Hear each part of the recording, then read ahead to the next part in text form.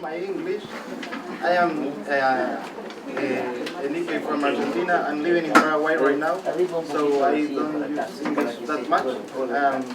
But I will do my best. Okay? So, gambarimasu. Okay.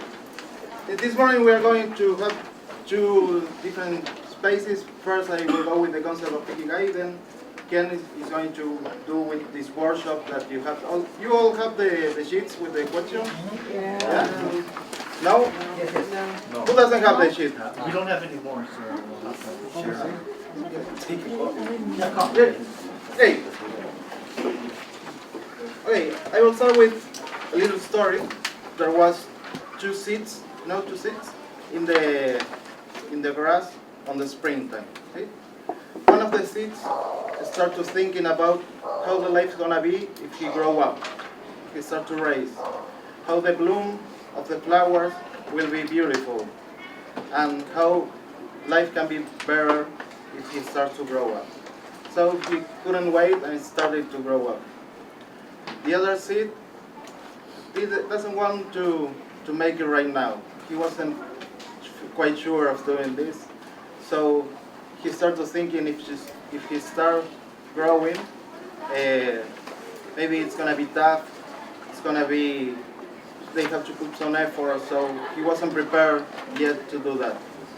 And he decided to wait a minute. Okay. The first thing is,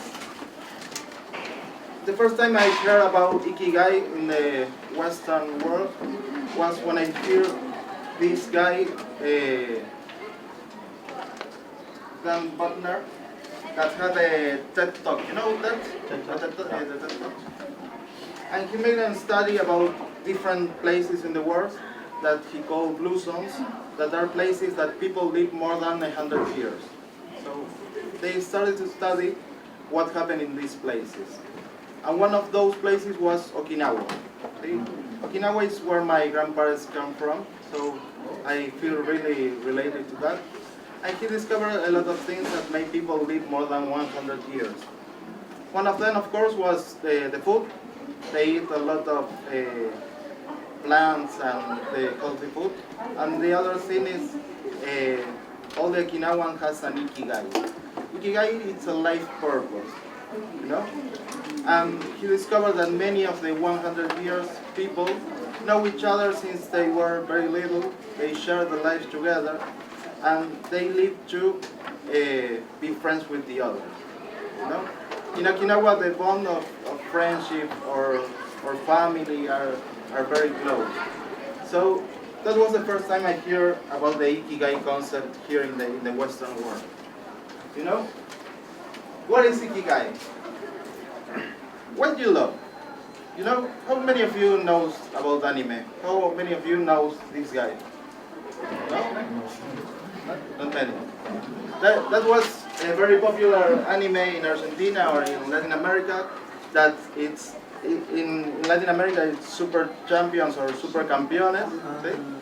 But the real name is Captain Tsubasa. Okay? It's an anime that tell the story about the kid that he plays soccer, you know? And he started to grow up with this idea that he really loved soccer.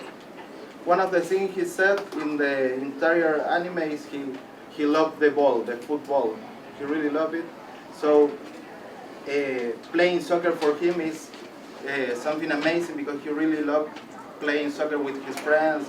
Then he go to the national team of Japan. They won the World Cup with Japan. That's something impossible, but in the anime it's possible. Because he really loved the soccer. No? And the difference with what are you good at? See? You're not speed racer? Yeah. Yeah? How many of you are 30 years under 30 years? Under 30? Under 30? Okay. So many of you know Speed Racer. It was an anime, one of the first anime in Latin America. We saw Speed Racer too many years before, yeah? But he really was good at what he was doing. He was driving a fast car on races. He always won. He has a lot of enemies, but he was really good doing this. Okay? What's the difference between what you love and what you are good at. Many of you know the term passion. You have to follow your passion, follow what really moves you in life. And maybe the fall of this is this guy. You know? Who know him? Not in person. Okay? Who knows this lecture? Have you ever seen that on YouTube or in TED? Who saw that? Okay? At that lecture, he made a speech about what is life, what is the passion of life, and he told the story of his entire life. He said when he was to the university that he didn't finish, but he learned a lot of things like calligraphy that make him make a good Macintosh computer, and he started all the Apple concept with doing these things. And he finished his speech with something that I think that changed the world, because he says you have to follow your passion to have a life worth living. And many people saw that and started to follow their passion. Many of the millennial problem, I think it's everybody wants to follow his passion, but not many of the people can find what passion is. Okay? So, passion in the concept of Ikigai, or this concept, you have to look what you love and look what you're good at and what's in the middle. Because what you love, you can love to sing, yeah? In my coaching sessions, I have a lot of people who say, I love to sing, I really love it, but they can't sing. You can love it a lot, but if you're not good at this, please don't do this, because it could be your passion, but you can make any money on this, okay? And what you're good at. When I had to decide what to do on college school, on university, I didn't know quite well what is going to be my path, you know? I was 18 years old, and I had many options. I could study arts, I could study accounting, psychology, economic, music therapy, engineering, law school, but I couldn't make up my mind. So I took advice with my parents, you know? This is always the worst thing you can do. My father is a medical doctor, and he says, you can do whatever you want except medicine. And he says, please don't do that. Okay, for me it was okay because I didn't want to do that. So my mother started to, mothers always want the best for their child, you know? And I was thinking what to do. I was good at math. I was good with people, but I couldn't make up my mind. So what's gonna be my career? At that time, I thought that my career will define my entire life. So, which of these careers do you think that I took? Accounting. Accounting could be a good choice for me at that time because I was studying in the high school with a very good accounting school, so maybe that was the obvious path for me. But my mother said one thing that changed my life. She said, "You are so good at math, why don't you study engineering? And engineering is your career. Your uncle are engineer, you like to build things, and you're good in math, so let's do this." Okay, I say, okay, I'm good at math, so I get in the engineering work. Then I realized that engineering was not only math, it had math, physics, chemistry, a lot of things that I didn't like it. So I think that I had a lot of fun in the university, but if I could make it again, I will never do engineering. Like 7 years in the Buenos Aires University, it's quite tough. So, you can be good at something, but you cannot like that, you know? This is an anime called Your Life in April. In English, in Japanese is Shigatsu no Uso. And the main character is very good playing piano.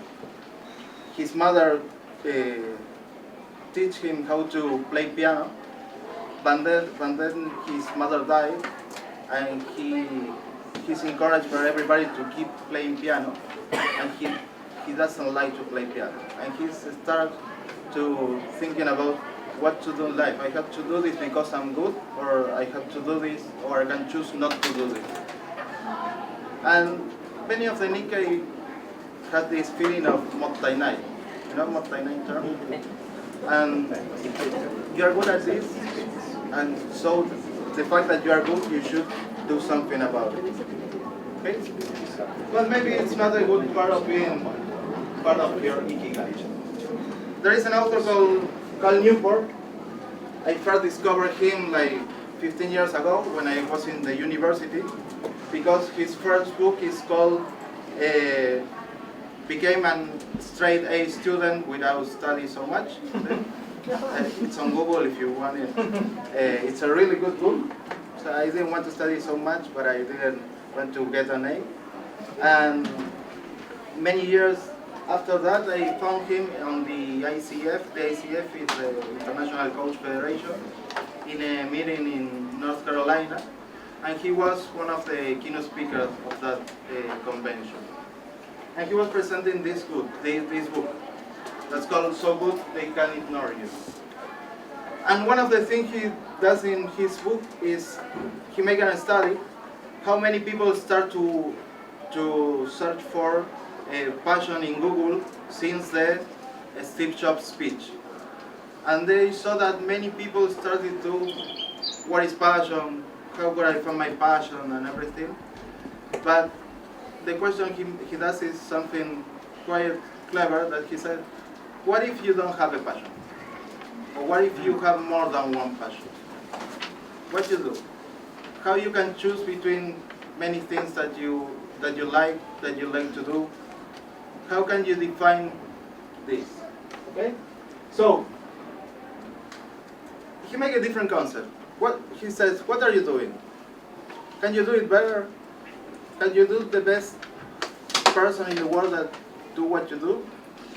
So became so good at it that nobody can ignore you. And then with the time, this will fulfill as your passion.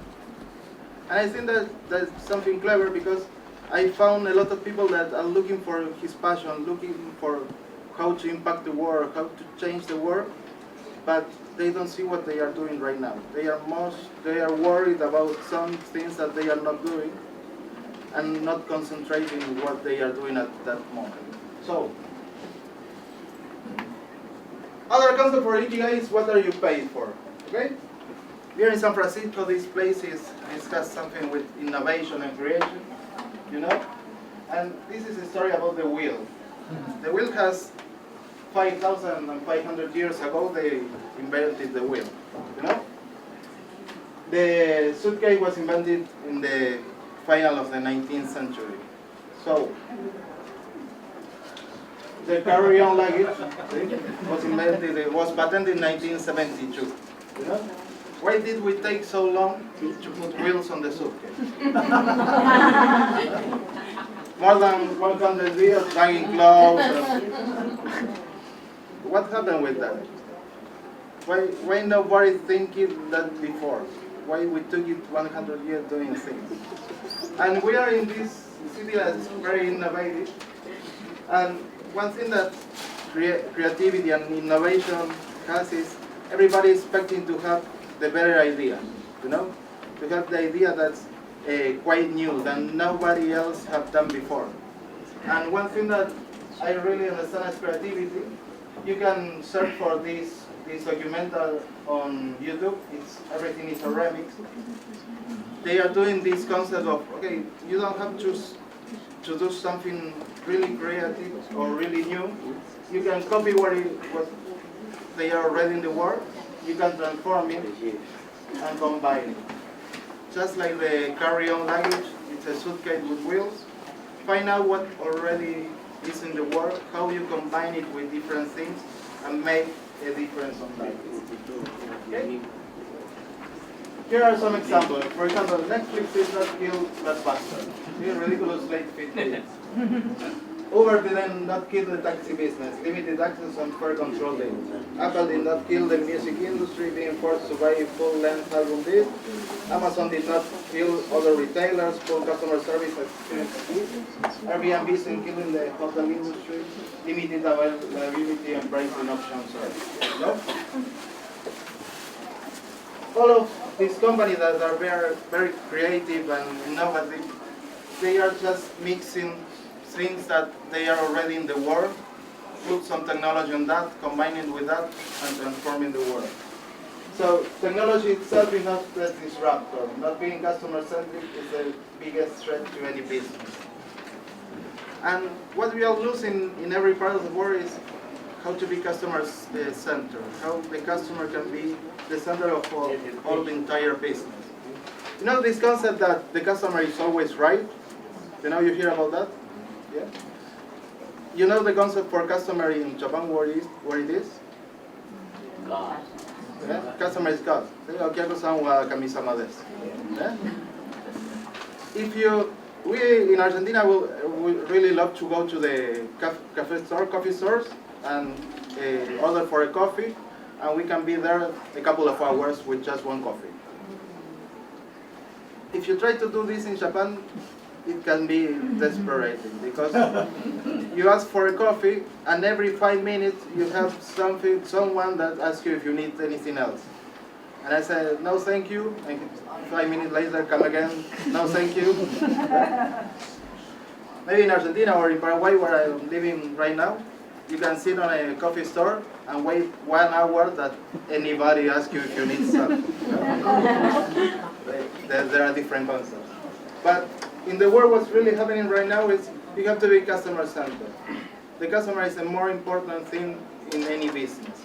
So I am asking you, whatever you're doing right now, where is the customer in your whole entire business plan? You're looking at him, you're concentrating on add value to him, or you're just asking how to make more money. You know? That's an example of Uber in Japan. Uber fails in Japan.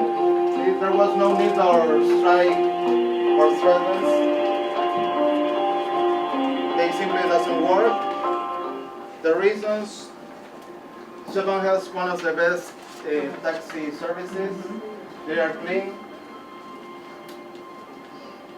The drivers are really kind person. There are so many taxis. You don't have to waste so much. Even though the Uber price is higher. Meanwhile, Uber conquered the world with a good service. For the Japanese, that's not something new. The good service must be essential. Instead of being considered as an added value. Okay? We don't have to be so much creative or innovative. We have to see what is not going on in the world and change it a little bit. Okay? So, when you find what you're good at and what you're paid for, you have your profession. You know? And what the world needs. Maybe the world right now is really in crisis.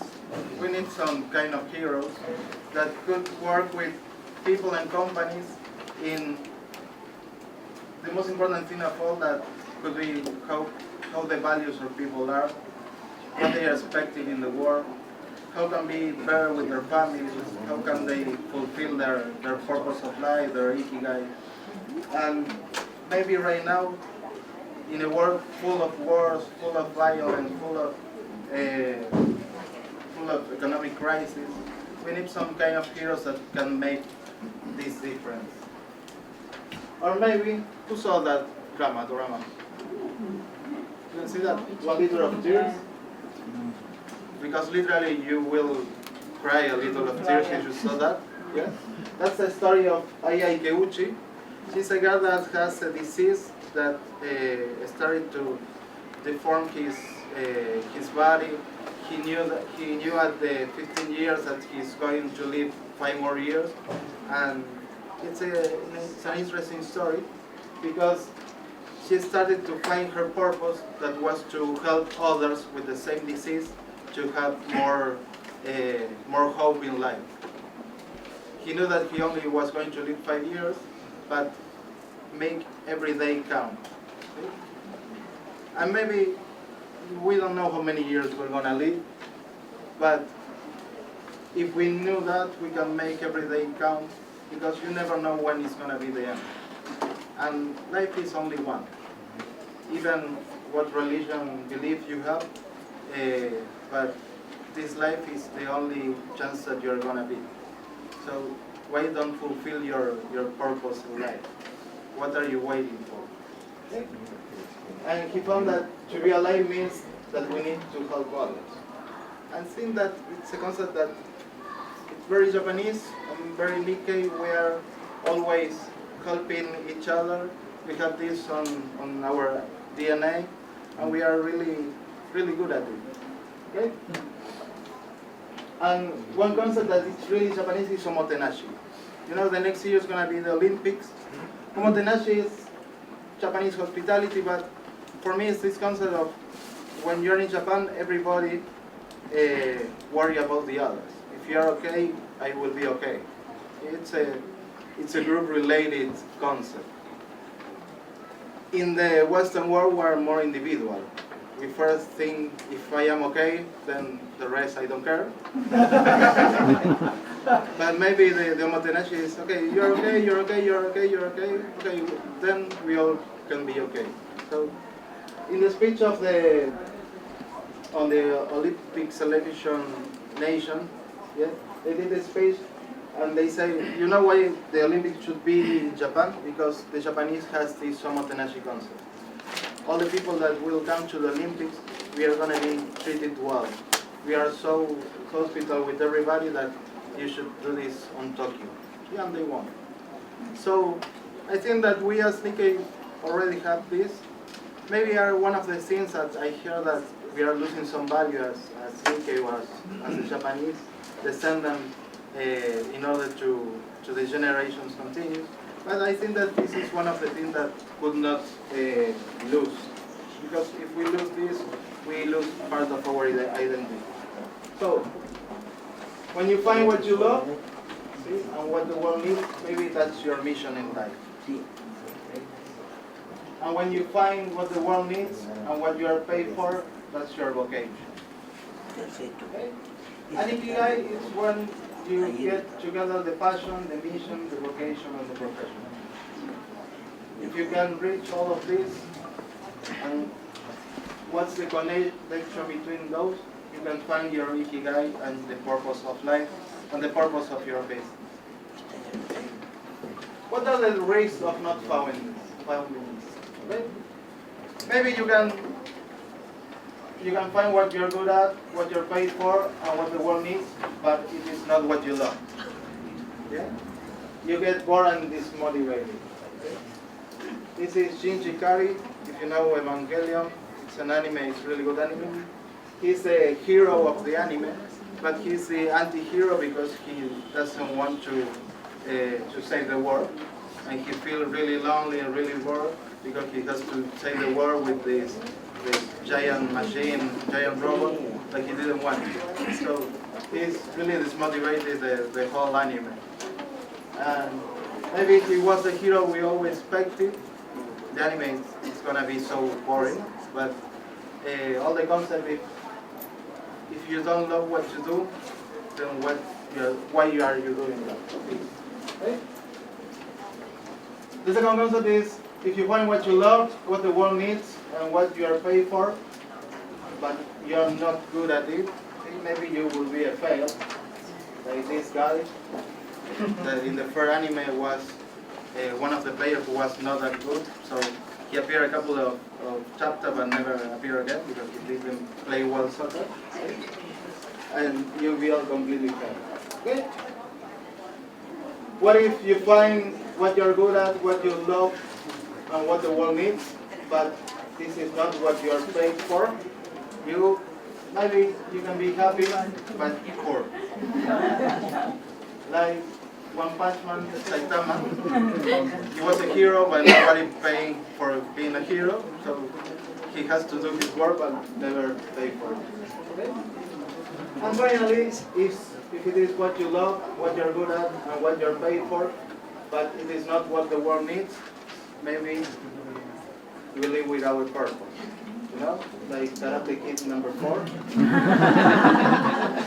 It was not good at all. Karate Kid number 1 was the best film ever did. Number 4 doesn't have any purpose. Okay, that's Ikigai. You know the story I tell you first about the 2 seeds. Yeah, the first seed wanted to start growing and be beautiful. The second one wasn't really sure about that. So the second one waited. One bird that was there, see the second seed, stopping there and ate it. So maybe all we are waiting for the perfect time to doing things. I think that the perfect time never is gonna be there. So make this time perfect for this. Okay? Okay, my name is Sebastian Kakazu. I'm Seba Kakazu. I'm coach. I'm living in Paraguay right now. 10 years ago, in the COPANI of Uruguay, I was leading the Argentinian young Nikkei, and I found the Paraguayan Nikkei was leader that country. Well, obviously, she saw me and fell in love with me. We are very related to the COPANI, because we think that one of the things that move us as Nikkei to get together, to start conversation, to see people from other countries, but we have a connection instantly, is the fact of being Nikkei. Maybe we can discuss a lot what Nikkei is, but this connection that we feel when we see each other is something unique. So I'm living right now in Paraguay because of this COPANI event 10 years ago. Okay? And I found very interesting how Nikkei community can continue growing, making a lot of things and make a difference in the world. I think there are many concepts that are happening in life right now, like being like more omotenashi, or being customer centered, that we as Nikkei already have. So if you find your Ikigai knowing this concept, maybe you will be very successful in everything that you do. Okay? Thank you very much. After listening to the speeches yesterday, and especially Minada-san, I found it really refreshing. This is my first COPANI, and I found it really refreshing to now be a part of a bigger Nikkei group. And had an opportunity to work with Sebastian, and learned a lot of things just from his session. So how many of you now have a very good idea about what Ikigai is? Yes? Okay. One of the concepts I talked to Sebastian about is many times we go to a workshop, and it's a great workshop, we take lots of notes, and then about a year later you find the material from that workshop and you go, oh yeah, I went to this work, what did I do with that? And we didn't do anything, right? So this is your call to action. And yesterday when I was listening to Minada-san, I wrote my notes, now what? Now what do I do? He has inspired me. I take that information and I have to use that somehow. And that's what we're going to do today in the next half an hour or so. Okay? This is your call to action. This is your now what. So we're going to talk about some simple concepts. How do we look at ourselves? Because how we look at ourselves is different than how people look at us. But how we look at ourselves affects how we pursue the Ikigai that Sebastian just talked about. It starts with why. Why is it important for you to explore your Nikkei heritage? Why is it important for you to serve in a Nikkei organization? Because all of this is about changing your life. Right? Finding your purpose is about changing the way you operate. And it's not easy. Right? It's not easy. So when times get really tough, You go, why am I doing this? If you don't understand why you're doing it, then you will not succeed. Or you'll have a harder chance to succeed. Does that make sense? Yeah? Good. Defining your Ikigai will do that. Kaizen I noticed on Sebastian's slide, Kaizen is a simple Japanese concept about continual improvement. Okay? So, for example, if I want to run a marathon, right, 26 miles, and I've never trained before, okay, my first day of training, I'm not going to run 26 miles, right?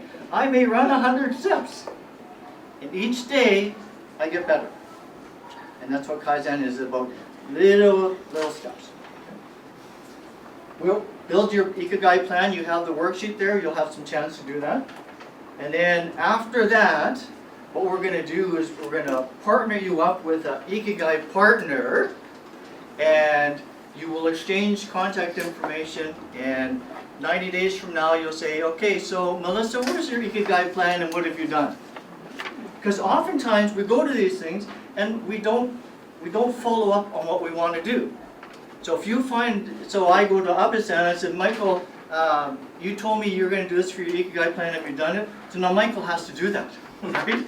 I'm now holding you accountable, he's holding me accountable, right? And even though I'm up here, I have to be held accountable too, okay? Because if the Ikigai is important to you, you want to do something about it. What happens is we go back, we get on an airplane, we go back home, we start our lives, and we forget about our Ikigai. Right? The Ikigai is from interpreting what Sebastian's saying, is what's up here, and once we're clear up here, it allows us to do what passion in our heart. Does that make sense? Yes. Okay. All right. Who knows this person here? Yeah, go ahead. What's your name? Yeah. He's my uncle. He's your uncle. Okay. So why do you think I picked this for this presentation? Well, he's a very passionate and inspired entrepreneur and human being. Mm-hmm. And it is someone that I really admire. And Absolutely. I'm in the role also in business because of him. Yeah. He's also one of the co-founders of COPANI. Yeah. Okay? That's why I picked him. Now, if he was in the room, right, he would tell you that what he is about is probably, maybe he thinks himself as a businessman. In a COPANI sense, he thinks himself as a founder of COPANI. There's all these different things. Okay? But we need to define all those little pieces because they all come together as part of our Ikigai. And how other people perceive us is different to how we perceive ourselves. Right? We are our own worst critic sometimes. And sometimes we have a great idea and we listen to that little voice in our head and we go, not a good idea, and you talk yourself out of it, right? And that's why you have your accountability partner to make sure, no, Michael, that's a great idea, stay with it, okay? So we have a different, how we see ourselves. So, the way I look at this is we have an external view of ourselves and an internal view. So an external view is maybe what you do professionally, your business, and then there's your personal life. Right? So I'm a Ji-chan. I have 2 grandsons. Ezra is 3 years old and Shai is 5 months. So a lot of my business, I work around their schedule, right? Because I'm very proud to be Ji-chan, right? And I have a huge responsibility, right? And it's a lot of fun being a Ji-chan, right? Okay. And then there's the community, right? So many of us, Melissa's here representing the Ottawa organization for her Nikkei organization, all the community work. How many of you do volunteer work? Yeah, I see lots of you, right? So also work in your community. Yeah, volunteer? So that's the external view. Then there's the internal part. And these are the things, and I'm sure Sebastian will tell you, that we don't think about in terms of how do we improve our life. Because that's what Ikigai is about, is improving our life. Okay? So when it comes to fitness, right? Many of us don't pay attention to fitness. And yet, if you want to be the best in your profession, if you want to be the best personally, and if you want to serve your community, But if you don't eat properly, you can't work to your maximum efficiency. Same thing with nutrition, right? If you don't eat properly, right, and you try and spend all your energy on all these other things, if you don't eat, you don't have the right energy to be who you want to be. Okay? And then there's the spiritual side. And I'm not talking religion, I'm talking spiritual. So doing yoga, meditation, being one with nature. Okay? Sebastian talked about the blue zones and the people in Okinawa, right? Huge spiritually, right? In touch with nature. That grounds them. That gives them peace. That gives them purpose, right? So in my view, when you're trying to find your purpose, you have to look at all those pieces, right? And they all have to come together. Because if you miss one, you're not going to really reach your ikigai. Okay? Does that make sense? Good. Okay, so what are obstacles to change? We're all creatures of habit, right? How many of us go to the same coffee shop every morning, right? Or when you go to work, you drive the same way, right? We're all creatures of habit, right? So what are the obstacles to change? Well, sometimes we're asked to change the way we operate, but we don't believe it. Okay? So Raji said, Ken, I want you to do a presentation on Ikigai. I go, I don't know what Ikigai is, so how do I make a presentation? Okay? Lack of information or too much information. Here again, we were asked to change the way we do things, but if we don't have enough information, then we're not convinced in our mind why we should change. Or the opposite is true, is if you have too much information, you go, oh, I can't do this, and then you don't do anything.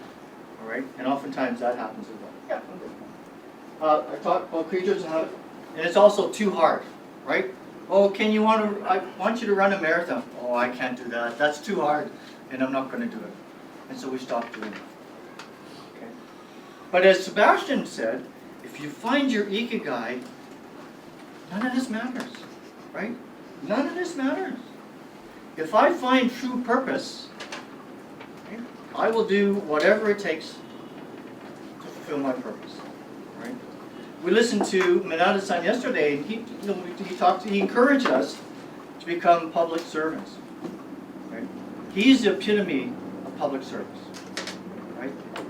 That's his ikigai. And so when you have two separate presidents asking him to take on a huge portfolio, it's not because he's a Democrat. It's because they recognize his ikigai, right? And after 9/11, when he was asked to go to the cultural center, Muslim cultural center, not because he was a Democrat, because that's his ikigai, right? We all have people who we know are very passionate, and you understand that, right? But that's not just for a select few. We can all have that, right? Just like in Buddhism, right? Anybody can become a Buddha, right? It's not easy, but we all have that ability, all right? So if you're sitting there going, you know what, Ken, this ikigai stuff, I don't believe it, right? You have it.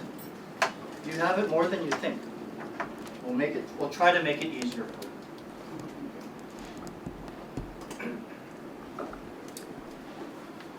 Okay, so there is a book, Simon Sinek. How many people are on Twitter? Follow Twitter? Yeah. Simon Sinek's a good person to follow, very motivational. And it starts with why, right?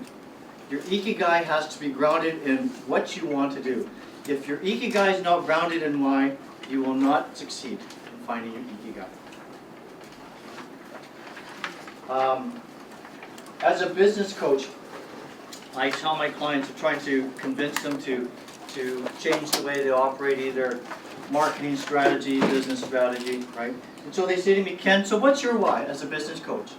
And my why as a business coach is I get a real enjoyment out of helping people help themselves, right? That's my why. Okay? And Sebastian talked about that's part of the Japanese way. I didn't know that, but now I know why I'm like that, right? I enjoy helping people help themselves.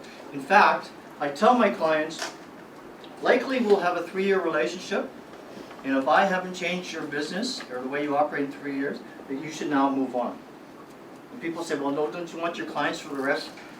Because you make more money that way? I go, it's not about me, it's about the client.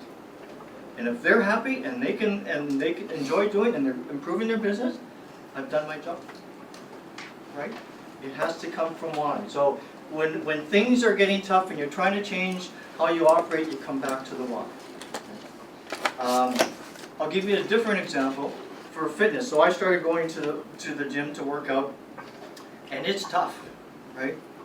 And so someone asked me, so why do you, fitness is good, but why are you doing this? And I said, well, you know what?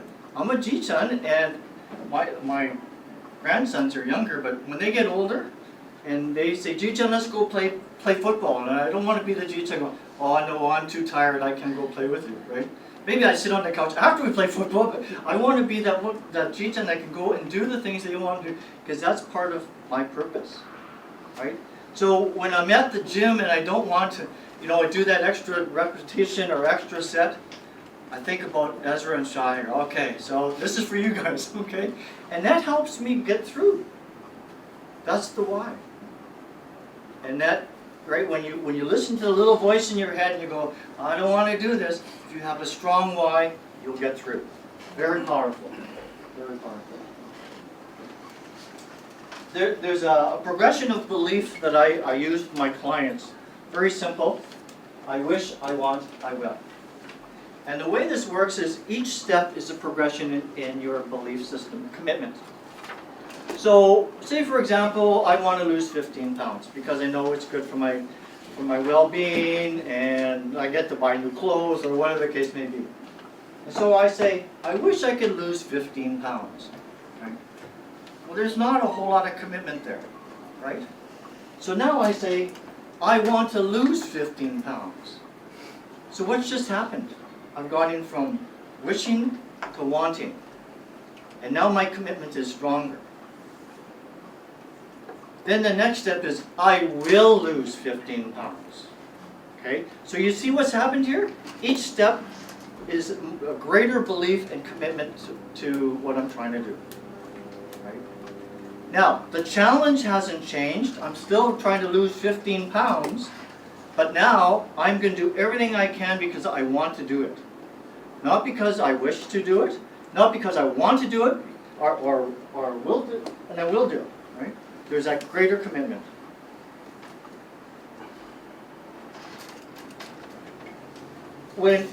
Oftentimes when I ask people what they do, they kind of get it a little backwards and they say, you know what, and for example, I'm a business coach, right? That's what I do. Okay. So how do you do it? Well, I work with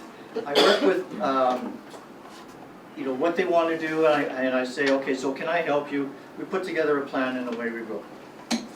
Why do you do that? Well, because hopefully it'll make you better, right? But it's according to Simon Sinek, that's not the right way to look at things, because there isn't that commitment there, right? How many of you are familiar with the cartoon Winnie the Pooh, right? There's that character Eeyore, right? The donkey. Okay, I guess we're going to lose 15 pounds. I might as well get my exercise over with. I'm not going to lose 15 pounds, but I'm going to do it, right? And there's that defeatist attitude, right? You're not going to do that, right? But if you go, okay, Eeyore, I'm not going to listen to you, right? I now understand why I want to do this, and you change your view of how you approach things. It starts from the power of the center of why you're doing things, right? And it's a combination of what's in your heart and what's in your head. The what, once you understand the why, the what and the how is easy, right? It's just matter of fact. So this is all part of building your Ikigai, right? So, again, if you think about professional, personal, community, fitness, nutrition, spiritual, that all fits together. Right? That all fits together. Because if you're going to find your Ikigai and you're going to make this your passion, you need to address all those things. Now, you may not be great at all of them, but that's fine. The self-awareness is what we're trying to achieve here. And I find that Nikkei are very, very self-aware people, right? They keep very complicated concepts simple, right? Sebastian talked about the centurions in Okinawa, right? Simple lifestyle, right? Non-technology, right? And we'll get to some of those concepts a little bit later, right? So you have to think about all these things as you're building your Ikigai.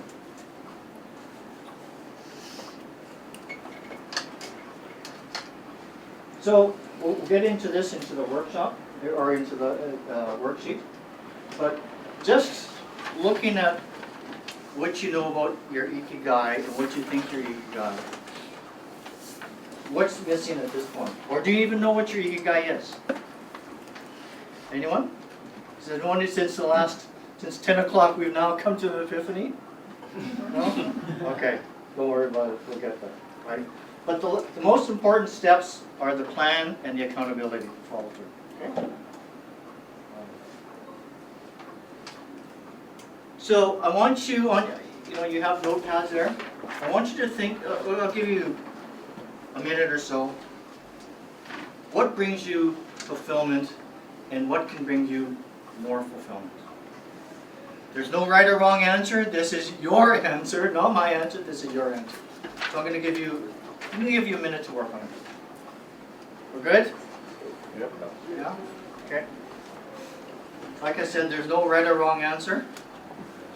And one of the things I learned in talking to Sebastian, that this whole Ikigai concept, thank you very much, this whole Ikigai concept is not an event, it's a process.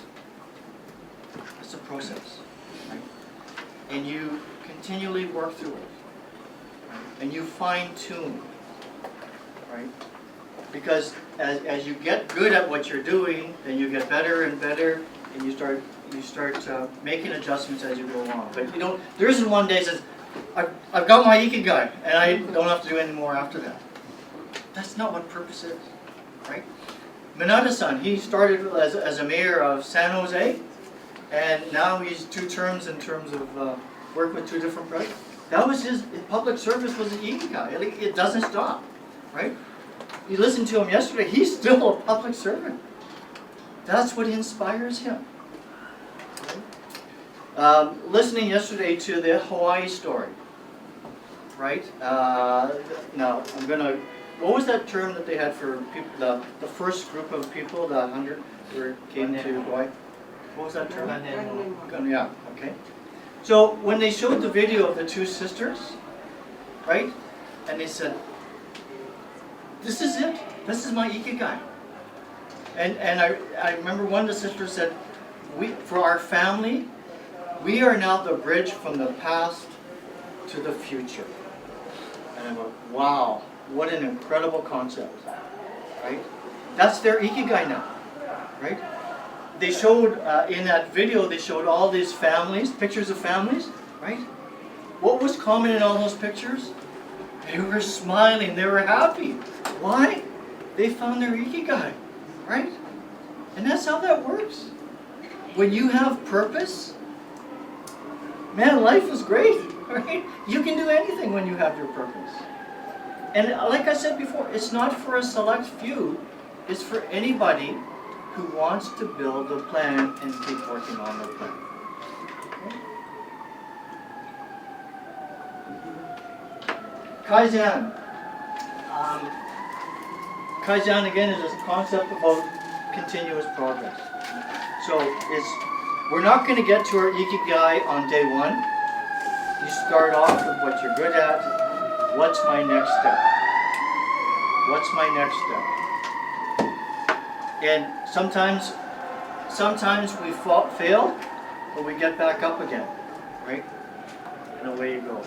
There's a proverb that I saw, I can't remember when I was doing research for this. It said, fall 7 times, get up 8. Right? Again, the Japanese one will claim that proverb too. Continuous improvement. What are you doing every day to get better? Whether it's your business, your personal life, community, fitness, spiritual, nutrition. Pick one, pick all of them. What are you doing to get better? Kiritsu. How many people are familiar with Kiritsu? No? Okay. So Kiritsu was a concept, this is a very old book of it. Kiritsu was a concept that arose right after World War II. And if you recall, a lot of the Japanese companies were devastated because of the war. So the very smart concept, they said, you know what? In order for us to get better, we're going to have to be very efficient, right? Japanese people are known to be hard workers. They're very disciplined. They have a process. But what they wanted to take this a step further is they wanted to become more efficient. So Kiritsu is a company of companies. A company of companies. So I'll give you an example of Mitsubishi. When you hear the term Mitsubishi, what do you think of? Anyone? Car. Car? Okay, most people do. Mechanical pencils. Mechanical pencils? Absolutely. Mitsubishi started off as a bank. As a bank, right? And then they became an electrical company, as Michael said, mechanical pencils, and eventually they got to building cars. And so what they did, especially in the car manufacturing, they had a number of different companies. So, you know, when you have a car, there's the body of the car, the interior, the glass, the engine. All those different companies all belong to Mitsubishi. So instead of going outside of the company to go and outsource it, it's all part. So all the board of directors of all those companies is one board of director, one board of directors, right? And they know all the different parts of the electrical, the bank, and they all work together, right? They all work together. So your question is, Ken, how does this apply to my Ikigai? Well, we all have a support network, right? We have people close to us that will help us, right? When things get tough, right? They remind us of our why, right? When I first started my company, I realized it takes a village to run a business, right? The saying is it takes a village to raise a child, but it takes a village to do anything. You cannot do it by yourself. Or you can, but it's a lot tough. It's a lot easier if you get people to help, right? And when people understand your Ikigai, it's much easier for them to help you. Okay? So I ask yourself, whether it's your community work, your professional, who are the people that are helping you? And if you are missing someone, who is that person that you want there to help you? Who's that person there you want to help? And that's that whole concept of kiritsus. People, you know, think of a company and they're in your boardroom, right? This is your boardroom, your company. Who are all the people around the table? Who do you want there to help you? To have your back, that'll help, that'll get you through whatever challenge. And to help you celebrate your successes, because that's the other part of it too, right? And if you're, you know what, if you need a fitness buddy, go find a fitness buddy, right? If you want someone to make sure you're eating properly, find someone, right?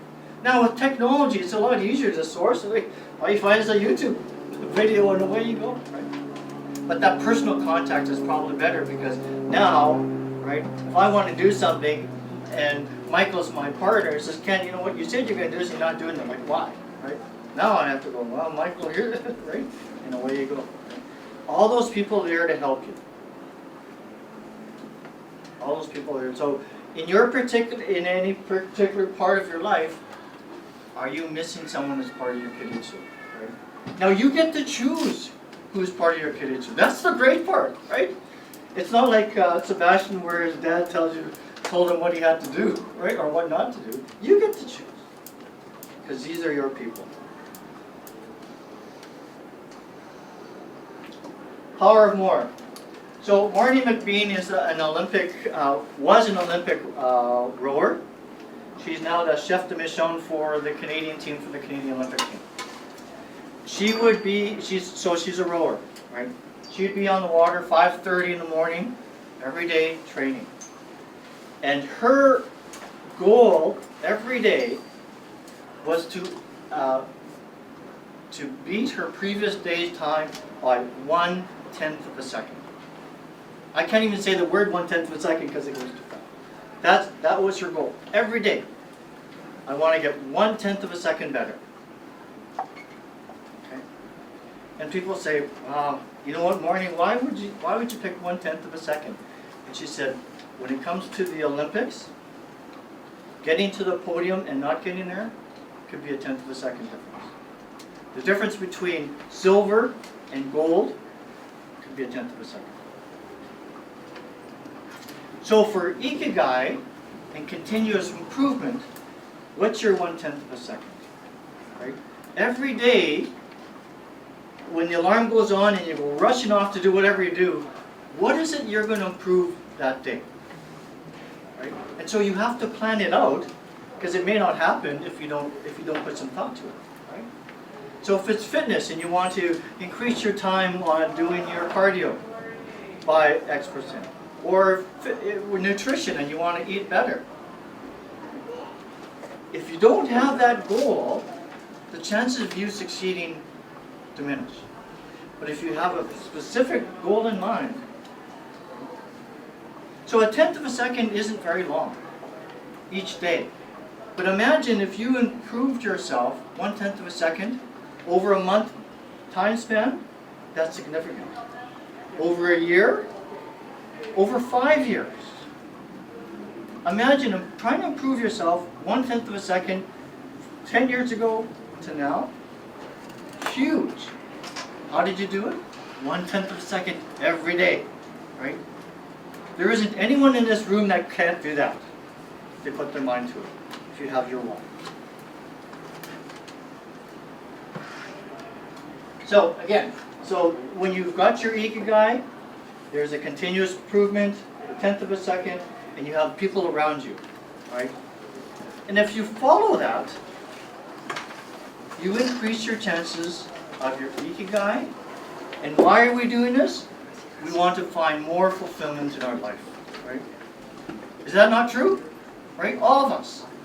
Regardless of what we do, regardless of what country we live in, this is what we want. Okay, enough of me, it's now time for you. So there's two parts to this. There's a 90-day focus, something that you can do in your life in the next 90 days that you then report to your Ikigai accountability partner. And there's something long-term. So I'll give you an example. My 90-day focus, when I was doing the research, I said, you know what? Of all the 6 circles that I identified, spirituality was one part that I felt I needed the most. And so I said, okay, so Ken, what's your why? Why would you pick spirituality? Well, hopefully if I get good at it, I can now pass that on to my grandchildren, right? We talked about, we heard Carol yesterday in terms of the Hawaii experience, right? What did she tell us? Pass it on, pass it down. So I went, great, I can teach my grandchildren, if they listen to me, right? It'll be one of those, oh gee-chan, not again, right? But so that's why I want to do that, right? And so how am I going to increase my spirituality? Well, I'm already doing yoga, right? One of my clients gave me a book on meditation, right? So I don't have any excuses now, right? In a way I did. A long-term plan could be, and again, these are mine, doesn't have to be yours, but a long-term plan was, when I was sitting yesterday, listened to all the guest speakers, I'm going, you know what? I have an obligation to contribute more to the global Nikkei community. Right? I've gotten so much out of this conference that instead of just sitting taking in, I feel I have to do something. right? So that's my long-term plan. I don't know what that looks like. I don't know how I'm going to do it. But it's important to me as a Nikkei to be able to connect with other Nikkei and to be able to help them. Right? It's all part of my Ikigai, right? So the why is, I help other people help themselves. For clients, it's the same thing in terms of my Ikigai, right? Helping people, right? Because I know if I can help Melissa create her cultural center, right? I will get joy out of that, right? It makes her happier. It makes her community happy, but I get joy out of that too. That's my Ikigai. Right? You look at Minada-san, his public service is his Ikigai. Right? Everyone's Ikigai is different because our personalities are different. Okay, so enough of that. I'm going to spend, so let's spend 5 minutes working on your 90-day focus. So let me ask you, was that easy or hard? Hard. Hard? Hard. Right? Hard, easy? It's hard. Right? It's hard. But this whole, again, it's a process. And if you really believe in it and you work at it, it gets easier. Right? It's easier. So who wants to share their 90-day plan? Anyone? Yeah. Anyone? I shared mine. Someone's got. Okay, go ahead, Jan. Well, my 90-day plan is why is learning and sharing my culture with others. Okay. And why is that important to you? Because by learning and sharing my culture, I'm learning about myself. Perfect. Awesome. So my desired result is to raise money for my local Japanese Cultural Society. Great. And the fact that I can teach others about my culture. Okay. Yeah, it's kind of repetitive actually, of basically, but I know how I'm going to accomplish this goal. I've actually already started. Great. So I actually held 3 free introductory workshops for Zumami Videographer. Okay. And I plan to organize one before. There I you just go. have to practice first. Yep. And you know what? When you first start off, it's hard. But as you keep doing it, you get better, right? So, I don't want to keep picking on Abe-san and Michael here, but, Michael is what he does is looking for money from grants and whatever, right? And I'm sure when you first started out, it was difficult looking for grant money, right? But as you keep applying, you get better at it, right? The whole process, it's like a muscle. It's like a muscle. You have to exercise it every day. Not when you feel like it, not when it's sunny outside, but every day. And when you have that discipline, and we have that because that's part of our Nikkei DNA, then you get better. Long-term plan, I'm gonna let you do this on your own, so when you're on the plane or going home, I want you to work on that. But again, what is it, something that's more longer than 90 days that you want to work on? All right. And what's why? So when Janice is trying to raise money and you know what, everyone's saying, no Janice, I don't have any money, I don't have any money. Janice goes, what's the point? Right? But her why will go, you know what, I'm going to keep on going. I will. And you find that strength. And you, instead of listening to that little voice in your ear that talks you out of it, you listen to the other voice in your ear and go, I can do this. I got this. Right? I got this. Okay, so I think that's in the book that you talked about. There's another one here. Hector Garcia and Francis Morales. Right? Yeah. Right. They talk. They're not Nisa. They're Latin American. No, no. Yeah. Right. Latin American people are very smart, right? They come up with this book, right? They talk about the Ikigai, they talk about the people in Okinawa, right? I was amazed at the number of Okinawans that are centurions, over 100 years old. So here's how, this is their life. Okay, stay active. So, oh.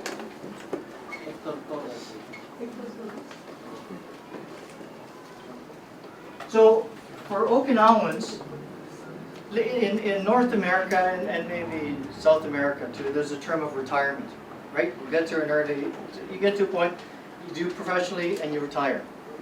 Okinawans don't retire. They keep doing what they're doing, right? So imagine if you have found a passion that Sebastian talked about, and you love it so much, why would then you retire and stop doing it? Right? That doesn't make any sense. So for those people who are working in the field every day, they go out in the field and they work, why would they stop? Right? Why would they stop? So they keep doing it. Take it slow, right? I would venture a guess if you asked those centurions in Okinawa if they have an iPhone, probably they don't, right? It's a simpler lifestyle, right? We get sucked into that vortex of everything has to be now, right?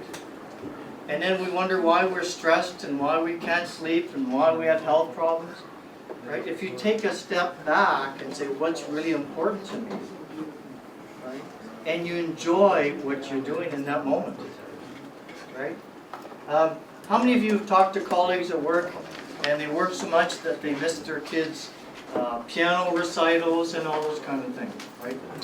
I remember talking to a colleague and saying, you know what, if you miss a business meeting, you can have another business meeting. If you miss your child's dance concert, you miss it, you don't get that back. So what's important to you? Another meeting or your child's concert? I can't tell you what that answer is. You have to answer that yourself. But that's how that works. Okay? This is a good one. Don't fill your stomach. Okay? So for North Americans, Thanksgiving's coming up. We pull out our Thanksgiving sweatpants, right? So we can eat more. Right? What are we doing? Right? It's interesting. So when I did the research, when you go to a restaurant in Japan, right, they serve bento boxes, right? Do you know why that is? Right. So let me back up. So if you go to a restaurant in North America and you order your meal, you have an appetizer, you have your main dish, and if you have room, you have dessert, right? By that time, you're like walking over and going, why did I do that? But in Japan, you have the bento box, and they have the same pieces of the meal, smaller portions. So guess what? You eat less, right? So when you have your meal, do you have to be completely gorged, like Thanksgiving when you have too much turkey and all, or you just have a little bit? And so the Okinawans, it said, when you feel you think you're full, stop. Don't eat more. Don't eat more. They also, Sebastian alluded to their diet, right? When they interviewed these centurions, every day they would eat 5 to 7 pieces of vegetables or fruit. Right? Now I know in Canada Food Guard or weather replacement is like 3 or something, right?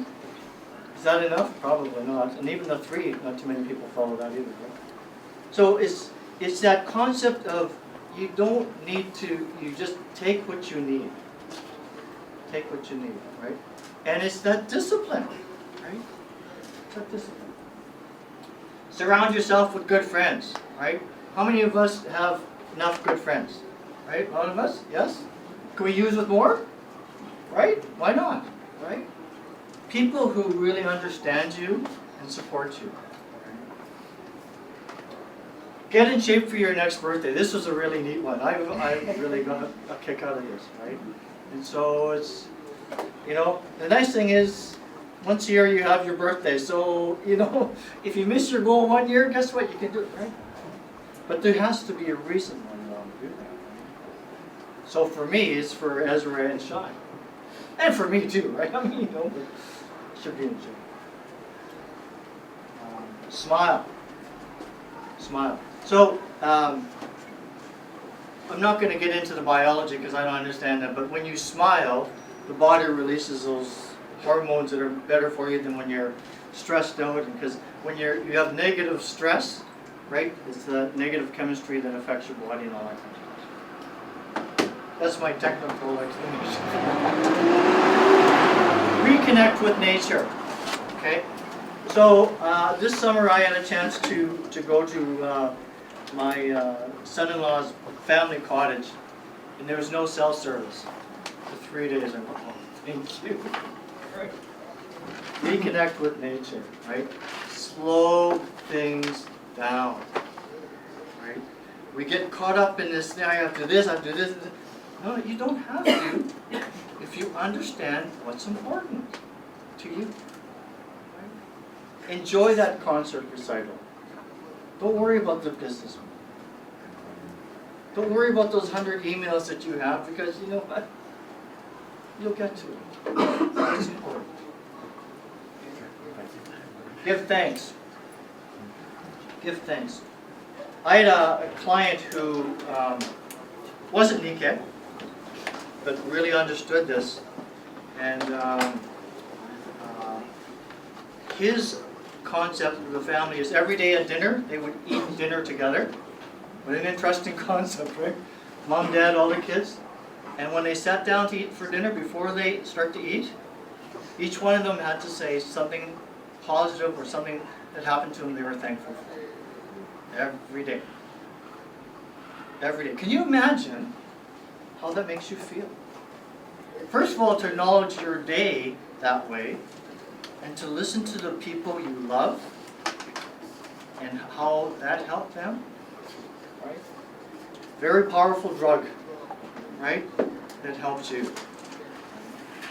Again, these concepts aren't complicated. It's like eating Jello with chopsticks, right? It's simple, right? But for Nikkeis, it's a little easier. But live in the moment.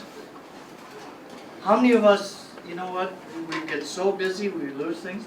I was thinking about that Tom Cruise movie, Last Samurai. People seen that, right? And there was a line in that, and it said, "A life in every breath." Wow, that's pretty, right? But what he's saying is, enjoy the moment, right? Enjoy the moment. Who can tell me what the theme of this conference is? What's the theme? Future is here, right? These Okinawans had a very simple philosophy. Don't worry about the past. Can't do anything about it anyway. Don't fear the future. Don't fear the future. If you are enjoying the moment, and if you have passion for what you do, that'll take care of your future. Do you really have control of your future? You can influence your future, but do you have control over it? If you don't have control over it, why are you worried about it? Right? Focus on the now. Focus on what you want to do today. Enjoy what you want to do today. Right? The future will happen. The cultural center will appear. Right? It'll happen. Again, these aren't complicated. Very simple concept. And the best one, number 10, follow your Ikigai. Right? Doesn't get any more complicated or more simple than that. So I've thrown a lot at you. One other thing that I want to. So we have an accountability partner. One of the things that Sebastian and Leslie and Rajay talked about was maybe having an Ikigai community where we can exchange ideas online. this is my first COPANI, so it's every 2 years. So you get all these great ideas, you meet all these people, and you have to wait 2 years for the next one, right? So why can't we, right? Why can't we communicate, talk to people, aside from your accountability partner? So if you're interested in that, let Raja know. Right? And we can talk about, share our experiences and you know, how we can help each other. Right? Because how we help each other, you know, that's part of our DNA. Any questions, comments? Like I said, we've given a lot to you. Any thoughts, observations, Janice? So, one thing, I think the question I am going to have the hardest time with is how do you define yourself? I have no idea. How do you define yourself? So remember when I showed you Kasuga-san, right? He sees himself different than other people. We are so hard on ourselves, we see ourselves a certain way. When you define yourself, ask someone who's really close to you, who really understands you. And so Janice, you think this way, I see you this way. Right? And there's a happy medium there for you. But when you spend all your life focusing on others, Yeah. how do you know what defines yourself? So when you work with others, and what gives you enjoyment, and what gives you joy, that's the definition of you. That's the foundation. And then, skoshi, you can keep on improving. I should stand for my Japanese. Michael, you got Pretend you're reading your resume. Yeah. Yeah, you're Anyways, so at the beginning of your first slide said September 24th, Yep. which is only the 22nd today. Yeah, sorry. But that's okay, because the 23rd is my birthday, so you've given me an extra year, so thank you very much. There you go. Okay, so My question is for Sebastian. Yeah. You talked about the seed, you talked about the 2 seeds, and when you gave that answer at the end, I was thinking, because I've been working on this Ikigai and this Kaizen, and sometimes I have this trying to do something, and there's this, it's not right, it's not perfect yet. This concept of wabi-sabi, do you have that in your, when you talk about this? That's what I see, this, if you wait and you won't wait for the perfect time, Yeah. you're gone. Let's talk about motivation. Motivation it's a trap. It's a trap to wait motivation. Everybody wait the moment that I feel motivated, I can do this right now. But have you ever tried to do some exercises on the morning that you put the alarm clock 1 hour before what you usually wake up, and the night before you say, okay, I will do it tomorrow morning, I will run a mile or wherever, and when you wake up, you are not as good as you was the night before. And motivation in the 21st century, it's a tricky thing, because you never feel like you have the motivation enough to do it. Okay? That's because our brain or our mental drive is not to make effort, not to waste more energy. What our brain tries to do is to keep yourself and to maintain you alive. There are many things that you can do. 95% of the things that you do every day are unconscious, are things that your mind is programmed to do. 5% of that are only conscious. I will teach you 4 strategies that you can make to change this. The first one is work with hypnosis. Yeah. Hypnosis can make you program your mind to do things that you want to do, but you don't feel like you can do it. The second is repetition. Can talk about the smile. The smile is biologically a lot of things can happen, but you can smile without feeling without feeling happy. Yeah. For example, you can put a pencil in your mouth and make it there, and maybe you're not happy, but in a couple of minutes you will start feeling happy. You know? The body controls our mind too. Not only the mind controls the body controls the mind. That's the second one. The third one is The second one also is repetition. If you say I'm happy, I'm happy, I'm happy, I'm happy, even though you don't feel that, you will feel happy anytime. I will do that, I will do that, I will do that, and in any time you feel like you will do it. The third one is NLP. NLP is neuro-linguistic programming that can make you change the belief that you have that do not allow you to do what you need to do. Okay? And the fourth one is, there's an author called Mel Robinson. She has the 5-second rule that she says, if you don't feel like you want to do it, count backward from 5, 4, 3, 2, 1 like the rocket. And when you do this, I don't know what happened. She make all the research that what happened in your mind. And she say, I don't want to do this, but I have to do it. Okay, 5, 4, 3, 2, 1, stand up and do it. And really works. She has like 10 million followers on Instagram. And you said it looked like a stupid things, but really works. So these 4 strategies I use to a lot with my clients. That all the people want to do different things, but they don't feel like doing.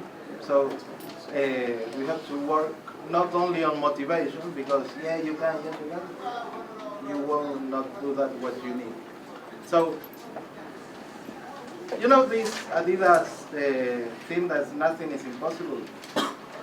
And really the trap on the 21st century is we have so many positive signs, and everybody thinks that you can do whatever you want, if you dream it, you can do it. I think that's bullshit. You know? People who says that every time, when somebody said, okay, if I dream it, I can do it, okay, let's give a kiss to your elbow. Let me know if you can. Okay? And what we need to do is, first of all, start what our Ikigai is, or what is our purpose, or where are we going. Because life, I think, is like a journey. If you don't know where you want to go on vacation, maybe you never get there. Okay? First, set where I want to go. Then realize where you are and how we can construct this path to get there. But if you never know where you want to go, any bus will let you in many places. You can say, oh, okay, that's good, but it's not what I want to arrive. Okay? Okay. Did I explain myself? No, it was a good Huh? it was a very good, thank you. Good talk. Yes. Guys, how do you deal with a failure? I mean, it's really good to hear about motivation, Right. but whenever you can't achieve what you want, Right. how do you deal with that? With failure? Yeah. I think, okay, so the question is, how do you deal with failure? My response is, you should always learn from what's happened, okay? Chances are, whatever you try to do, you're probably better off than you were before you started. So you've learned something, right? Now you know where, likely if you're aware, you analyze it, you go, okay, so what did I do wrong? What can I do differently? And then you try it again, but you do it differently. Like if you do it the same way, you're going to fail again, right? But at least you should learn, if I try to do it differently, and you know what? You may try it 10 times and you'll fail 9 times, but that 10th time you get it, right? And now you feel better about it. But I think the more if it's really important to you, and you keep falling, like I said, fall down 7 times, get up 8 times, right? So there's something to be learned from that. And now you're a stronger person than you were before. I firmly believe that, right? And so it's a matter of convincing yourself, I got this, I can do it. And that's where your why comes in. And that's where your why comes in, right? So you don't give up because the why is so strong, it says, I'm going to keep doing it. Was that your closing? Or did you want to- Failure experience. Yeah, that's my first time I do this lecture on English. And wasn't he great? Hey, wasn't he Yeah, good? yeah, Hey? very good. That's a good one, eh? Yeah. As a Nikkei, I already saw a lot of things that I have to improve, but I have to choose. You know, I could do it wrong as I did, or I can do it, I can never do it.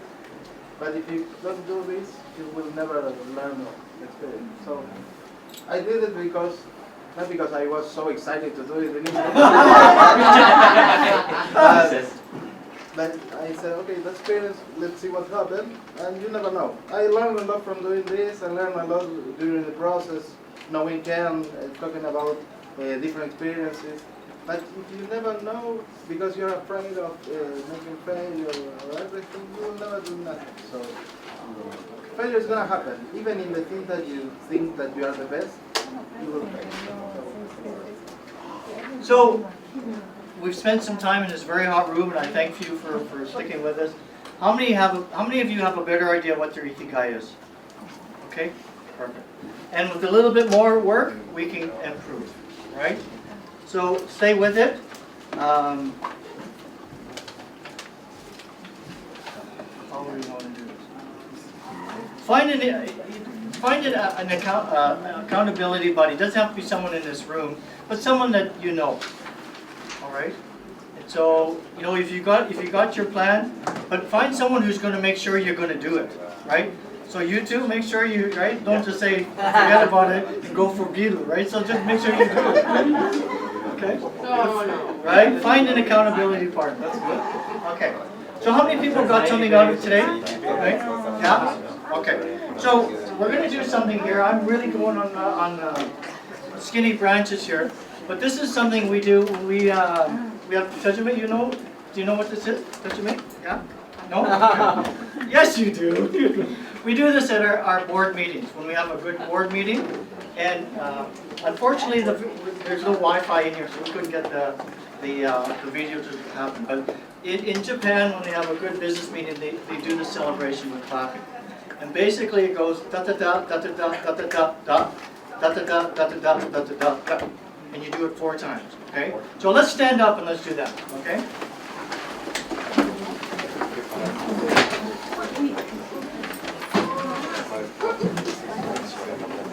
Okay, so on the count of 4, each needs 3, 4.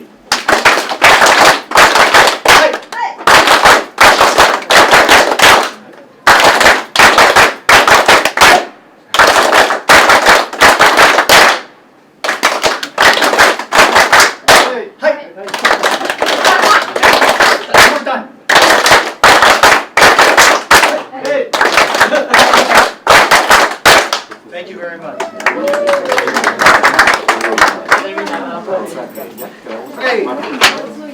Okay, please sit down. Who find his ikigai? Nobody. As Ken said, find the ikigai, it's a long process. You have to work. But who has a dream? Who has a dream? You have a dream? Nobody has a dream? Okay. I will do this in English or also in Spanish because there are many people who understand Spanish. Okay. You have your dream, your goal, whatever. Yeah? Okay, think about your goal or your dream. Yeah? Close your eyes and think about your goal or your dream. ¿Sí? Cerra tus ojos y pensá en tu sueño o tu meta. Okay? Con los ojos cerrados, por favor. Okay, with the eyes closed. Think about your dream or your goal. And we will make a journey 10 years from now. Vamos a hacer un viaje hacia 10 años al futuro. And see yourself 10 years from now. But you couldn't achieve your goal or your dream. Sí, imagínate 10 años en el futuro, pero que no pudiste lograr tu sueño o tu meta. How do you feel? ¿Cómo te sentís? How your body looks like? ¿Cómo se ve tu cuerpo? Who are the people around you? ¿Quiénes son las personas que están a tu lado? What is your emotion if you couldn't achieve your dream or your goal? ¿Cuál es tu emoción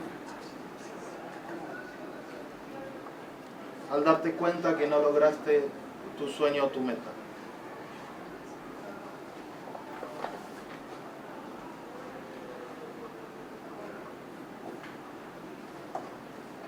And we will come back to the present,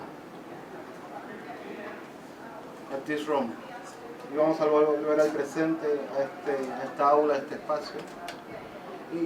And now you have the chance to change your future. Y ahora vas a tener la oportunidad de cambiar tu futuro. So let's take this journey to the future again. Vamos a tomar este viaje al futuro de vuelta. But this time, 10 years from now, imagine that you achieve your dream or your goal. Pero esta vez, en este viaje de 10 años al futuro, imagínate que lograste tu sueño o tu meta. What is your emotion now? ¿Cuál es tu emoción ahora?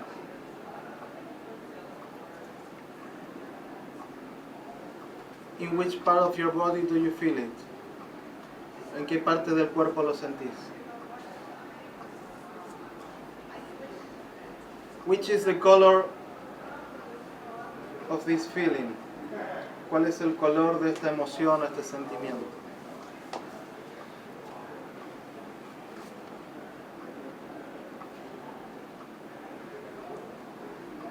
I want you to make this color brighter. Quiero que pongas este color más brillante. And in the parts of the body that you feel this, make it bigger. Y donde lo sentís en tu cuerpo, hacelo más grande. Llévalo a todo tu cuerpo.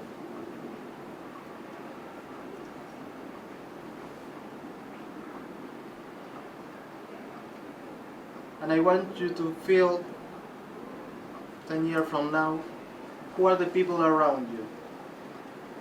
Quiero que sientas de aquí a 10 años, habiendo cumplido tu sueño, tu meta, quiénes son las personas que están al lado tuyo.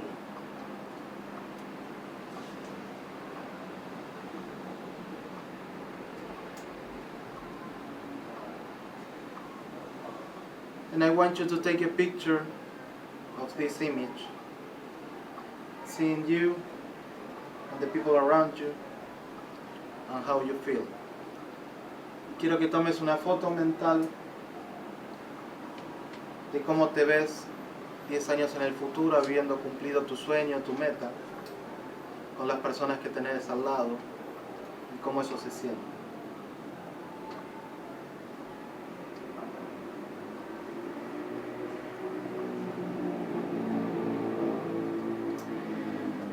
Okay, and after you take this picture,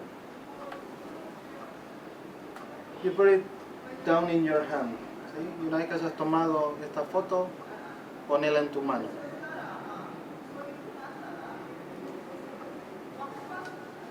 And slowly put your hand in your heart. Y lentamente lleva tu mano a tu corazón.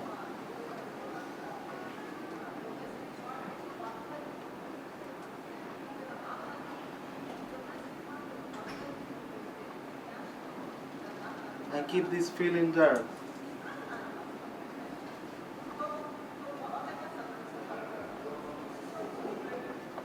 Y mantén este sentimiento ahí en tu corazón. Because dreams come true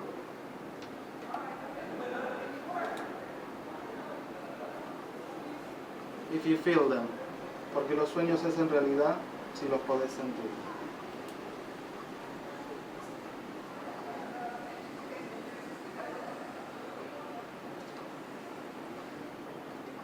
And make this feeling that you have in your heart to fulfill your entire body. Y hace que este sentimiento que tenés en el corazón llene todo tu cuerpo.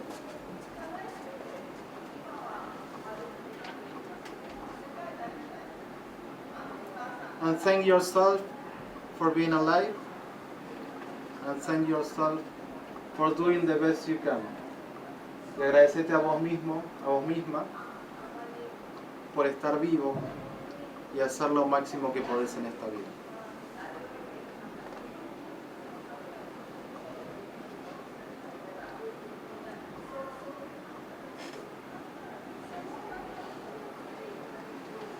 And with this feeling of thankfulness, con el sentimiento de agradecimiento, we'd like to thank you for being part of this workshop. You can open your eyes. And hopefully we can make this community of Ikigai. Hopefully you can find your Ikigai someday. Y ojalá podamos hacer esta comunidad de Ikigai. Ojalá que cada uno pueda encontrar su Ikigai o su propósito de vida en algún momento. And I think that the best we can do as being Nikkeis is to encourage people to pursue their dreams and their Ikigai. ¿Sí? Yo creo que lo que podemos hacer como Nikkeis es alentar a los demás para que puedan encontrar su propósito de vida o su Ikigai. So, thank you very much. Domo arigatou gozaimasu.